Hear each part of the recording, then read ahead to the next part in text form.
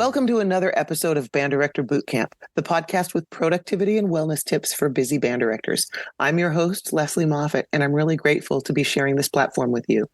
As busy band directors, we know you don't have time to watch lengthy professional development webinars, so we share 20-minute tidbits with takeaways you can use to support you in this awesome profession in a healthy way.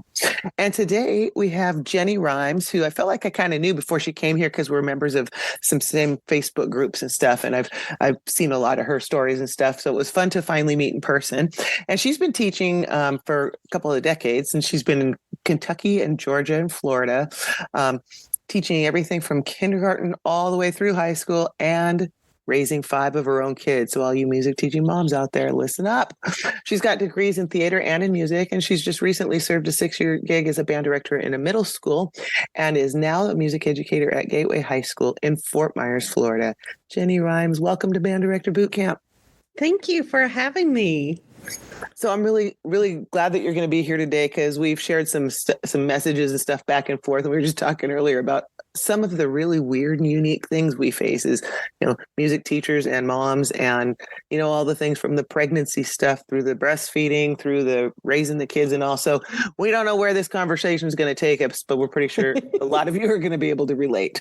We're going to talk specifically about some of the challenges women face as music educators and as moms, and while juggling a demanding career with the challenges of parenting after being unexpectedly widowed. Jennie's going to share her journey of balancing teaching music and raising 5 kids while going through this. She's going to share how she's embraced flexibility, learned to accept imperfection, and found herself adjusting after loss. So you guys are going to find insights that talk to the music educator and the mom in you.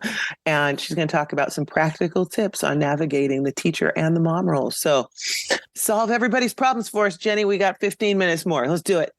That's it. That's all I need. Solve all the problems in the world. Yeah. Well, talk to us a little bit about, about your background, what you're doing now, and what's led you to here. And then we'll talk about some practical tips for people. Okay. Well, I actually went to college as a theater major, and I was like, I had done music since I was little, and I'd been in band and I'd been in orchestra and I sang in chorus and everything, but I got to college and I really wanted to do theater. But I had basically finished my theater degree within 4 semesters because I took so many theater classes. And my counselor called me in and said, "You're going to lose your scholarship if you don't find something else to take some hours in." And I'm like, "Okay, well, I'm a music minor. Can I bump it up to a major?" And they said, "Sure." So I took the music theory classes. Oh my gosh, that nearly killed me. The ear training, because I didn't start it till I was a junior. So I'd taken 2 years away from taking serious music. So I had a lot of catching up to do. And then I graduated from Agnes Scott College in Atlanta. It's actually in Decatur, just south of Atlanta. And had a fabulous time. It's an all-women's school, all-women's college. And I made some of the best friendships of my life there. And lived for a year in Atlanta, discovered that nobody wanted to pay me for that, for a music and theater degree. They wanted me to donate my time, and well, that didn't pay the bills. So I called my parents, who were living in Paducah, Kentucky, and said, I don't know what to do. And my dad said, "Well, why don't you come home? You can live at home for free. You won't have any bills. You can go to Murray State University, which is in Murray, Kentucky." It had an excellent music education program.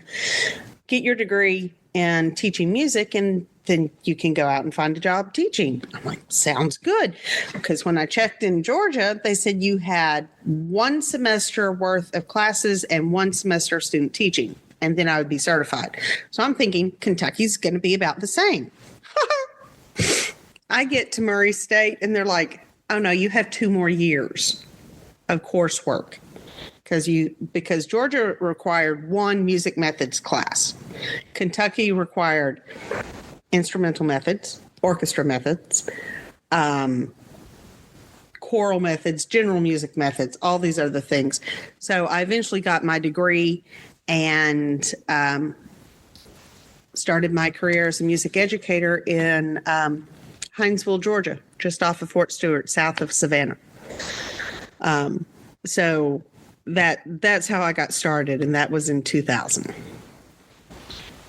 So you thought you were going to do something else and kind of just get this on the side. It just veered sideways. Well, you don't just kind of just on the side become a music educator, as you found out. It's a little more involved than just that 9 to 5 kind of gig. So talk to us a little bit about raising your kids and how things were working for you, and then when things changed and what you've learned. Because I think a lot of us go through changes. I know I've talked to folks whether it's, death of a spouse or divorce or moving or all these things. So all of us deal in different forms of this. So if you could talk to us about that, I think it'd be really helpful. I don't think I realized how lucky I was until recently when Chris passed away in May. And it wasn't until after his death, really, that I realized how much he picked up and how much he supported me. Because, and we read on the Music Teacher Mommy group, all these women, and my husband won't do this, and my husband won't help, and my husband refuses to do this, and he says it's my job to raise the kids, and I have to put the kids to bed. And I look back on the last 20 years, and my husband never once said, I'm not going to put the kids to bed. He never once said, I don't want to do the dishes, that's your job. He'd be like, the dishes need to be done, and he would just do it. And so during those concert seasons, when I'm at school until 7 and 8 o'clock at night, or I'm gone from 6 o'clock in the morning till 10 o'clock at night, I never had to worry because he had no problem. He picked up the kids from school. He made sure their homework was done. He gave them baths. He changed the diapers. He burped them. He gave, he fed them. He cleaned them. The only thing he refused to do in 20 years was mop the kitchen floor. And you know what? If that was the one thing out of 20 years he refused to do, you know what? I think I can forgive him that. So I realize now how lucky I am for everything he did, because it is a very rare man that allows his wife's career to be more important than his own. And he made that sacrifice multiple times during our marriage, where, you know what, I can find a job anywhere. If this is the job that you want, and if that means that we have to move 750 miles from Paducah, Kentucky to Savannah, Georgia, then let's do it. And he never questioned me. So that got us through the first 20 years of our marriage.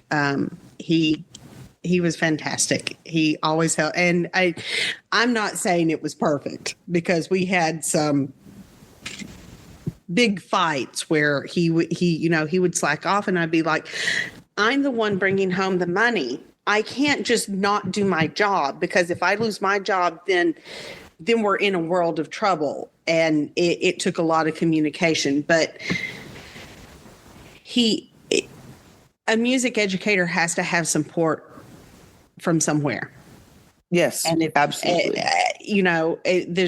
It's so much more than just grading English papers.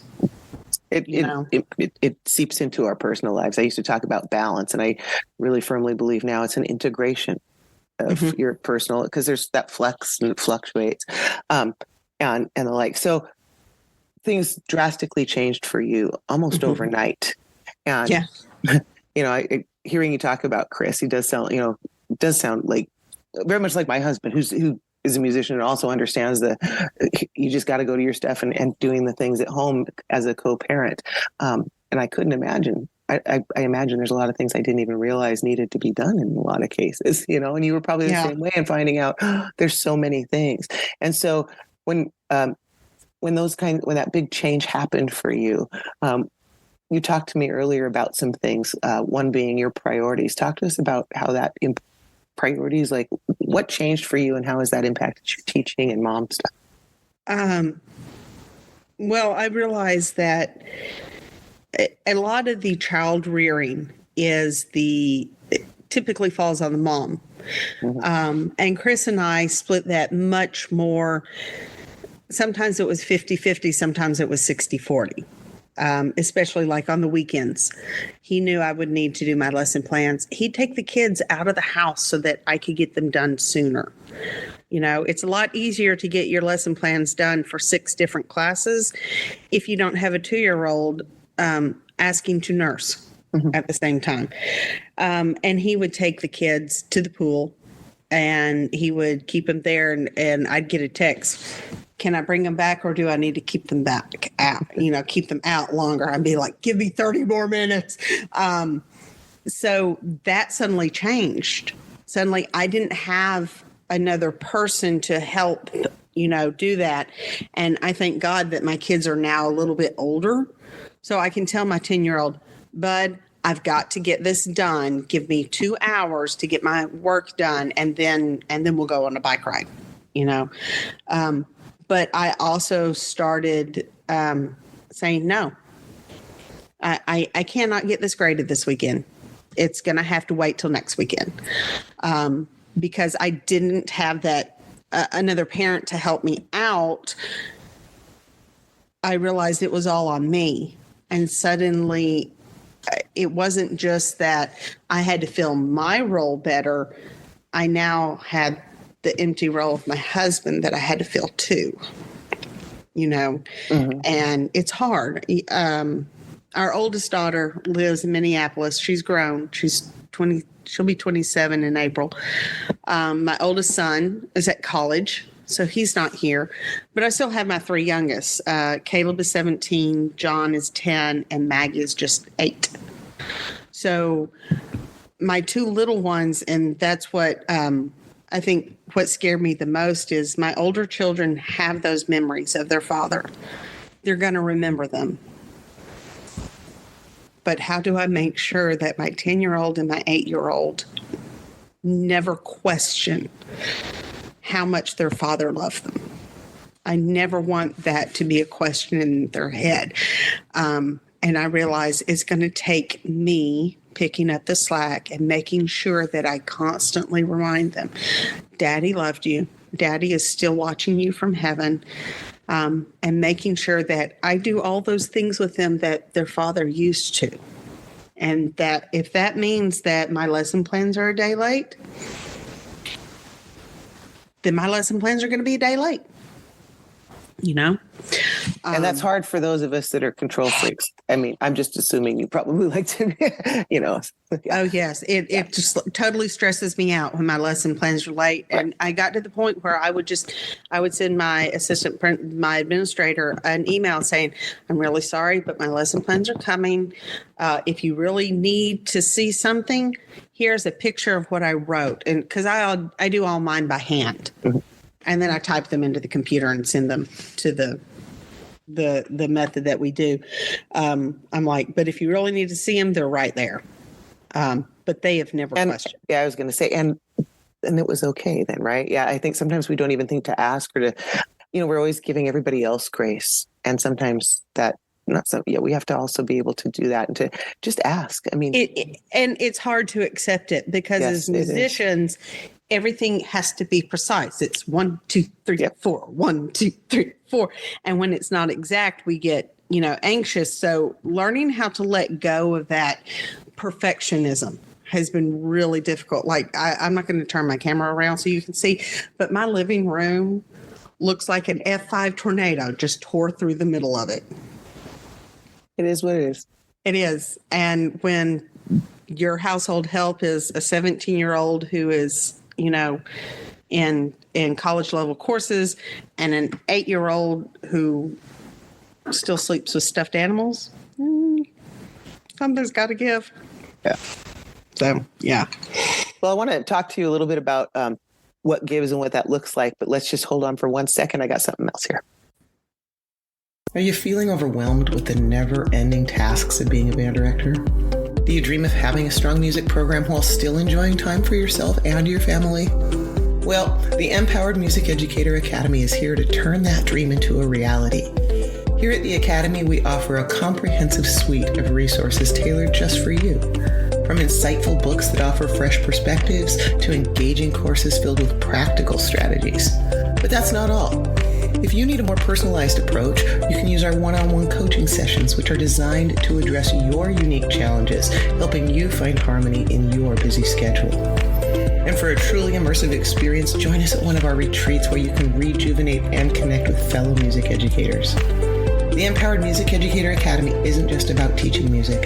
It's about enriching your life as a band director. We're here to ensure you thrive professionally and personally, providing you with personalized tools for wellness and productivity tips that last a lifetime. So don't miss out. Visit our website at www.powereducator.com to learn more and take the first step towards a more balanced, fulfilling career in music education. Because at Band Director Bootcamp, we believe in empowering you to conduct not just music, but a life you love.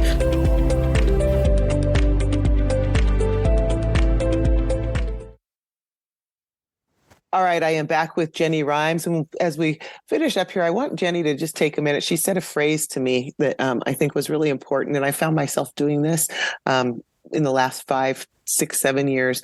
And Jennie talked about too. And her phrase was, I find that I'm redefining who I am versus who I was. And whether or not you've got a big change in your life or whatever, I think all of us, need to do that. And what does that look like for you? Because you've taught for a while and your life has changed. So what's this process like for you?